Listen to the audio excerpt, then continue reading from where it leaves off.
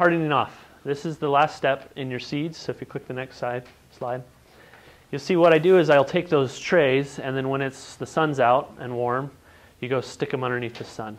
Because what's happening is they've never been introduced to wind, they've never been introduced to sun. So you want to harden them.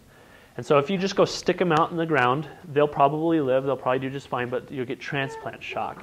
So they won't be very vigorous for 3 to 10 days because they're just like, oh, it's really cold out here, you know.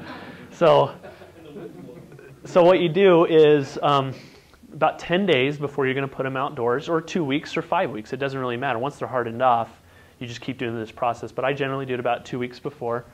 I'll take these flats and I'll just put them out on a south-facing, right in front of my garage, so it's getting as much sun as possible. The first day, just put them in the shade for about an hour, introduce them kind of to this wind, this idea of wind. And I mean, just think about what you do if you're nurturing a tender baby or something. You just don't want to shock them all at once.